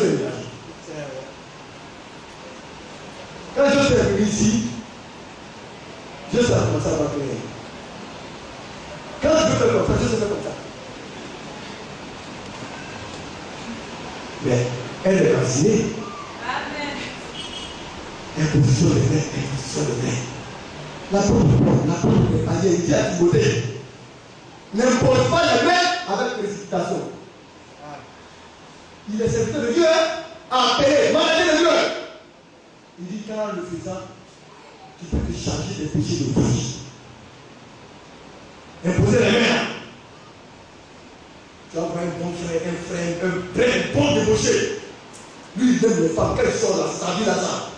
Et puis, comme tu ne connais pas spirituel, un pasteur spirituel, tu as dit, tu dis Jésus, tu imposes les mains. Et maintenant, tu vas commencer à regarder les premiers films de quartier, tu ne vas pas te rendre compte. C'est un esprit de débauché. On dit, oh, voilà, le pasteur, il va commencer à sortir les femmes. Bien-aimé. C'est pourquoi, si le Seigneur t'a pas dit d'imposer les mains, ne le fais pas. Voilà pourquoi, bien-aimé, on ne pose pas les mains. Mais on veut, mais le temps est là où le Seigneur dit imposer. Parce que lui-même nous l'a gardé, comme il en a donné l'ordre aux apôtres. Alors, il nous donne aussi l'ordre aussi de poser les mains pour donner le baptême de cet esprit. Et si le Seigneur n'a pas dit, regarde là. Parce que les autres ont fait aussi le baptême. Donc, moi, je suis un civil. Donc, alors, le beau Dieu aussi, c'est le Dieu. Comme les autres imposaient, moi aussi, j'ai imposé les mains pour qu'on le voie. Si vous ne voulez pas me voir, c'est pas grave. Ce que le Seigneur m'a pas dit de faire, là. Ce que le Seigneur ne m'a pas dit de faire, on le fera jamais. C'est tout. Et puis, on le a. Mais si on ne trouve pas le faire, est-ce que ça empêche que le Seigneur donne le baptême de cet esprit? Non. Le Seigneur continue de baptiser les hommes de cet esprit. Alléluia. Vous gagnez le temps est trop avancé. Maintenant, le signe qui montre que tu as le Saint-Esprit, c'est l'amour. Bien aimé, c'est le fruit de l'esprit. Et puis quand vous n'avez pas le fruit de l'esprit, ça commence par l'amour. Tu as parlé à l'âme, tu as prophétisé, tu as guéri les malades, tu as ressuscité les morts. Et puis tu peux être autre chose. Tu peux faire tout cela et puis ne pas avoir l'amour. C'est pourquoi dans le livre de 1 Corinthiens chapitre 13, n'est-ce pas? Si tu fais toutes ces choses et que tu n'as pas l'amour, tu n'es rien. Or l'amour, c'est l'obéissance de la parole de Dieu. C'est pourquoi nous aurons l'occasion de voir plus tard que le Saint-Esprit que Dieu nous donne par le baptême, le fait que nous développons de l'amour, que nous devons le Seigneur. Quand on vient aussi pour prêcher la parole, et quand tu sais que c'est quelque chose de différent, l'esprit te torture, et l'esprit t'amène à sortir de cela, et l'esprit te conduit à vivre cela. Cela démontre que c'est l'esprit. Et l'obéissance continue toujours, permet le remplissage. Plus tu obéis, plus tu es rempli. Alléluia. C'est pourquoi les apôtres, après avoir reçu le Saint-Esprit, ont eu besoin plus encore d'être remplis encore du Saint-Esprit. C'est pourquoi c'est le Saint-Esprit qui donne la révélation. Quand tu as le Saint-Esprit, il y a l'huile en toi, parce que le Saint-Esprit c'est de l'huile, le Saint-Esprit aussi c'est une pluie, et le Saint-Esprit aussi c'est le soleil. Et qu'est-ce que le Saint-Esprit? La pluie là, ça fait pas enlever.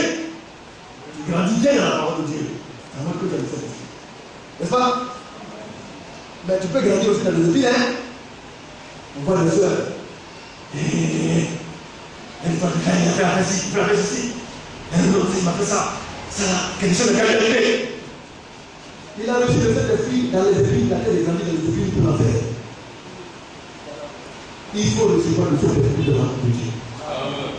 Dans l'obéissance, grandir dans l'obéissance. Les critiques, les calomnies, les commérages. Ce n'est pas le travail de Saint-Esprit. Même si ton frère a mal, je le dis toujours à la personne.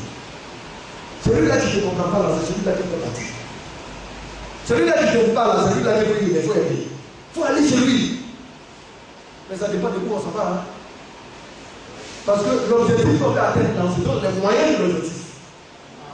Si toi tu veux partir juste pour celui-là avec celui-là qui t'attend, qui te comprend, qui t'aime, c'est que toi tu n'as rien compris. Ton frère qui ne te comprend pas, fais de sorte qu'il te comprenne. C'est l'amour de Dieu. Alléluia. C'est ça la bataille. C'est ça le combat à mener. Et si nous arrivons à cela, cela ne compte plus, le Seigneur n'est pas loin. Parce que nous devons démontrer réellement que nous sommes dans l'âge. Alléluia. J'espère que le frère a saisi, Vous avez compris? Maintenant, si le frère qui a posé la question, si les frères ne comprennent pas, venez me voir, peut-être que là, maintenant, il y a un paquet, je vais essayer de donner. Mais on parle souvent de ces choses-là. Mais seulement, ayez les oreilles pour bien entendre, pour bien écouter. Et vous verrez que tout a été donné. Que le Seigneur vous bénisse.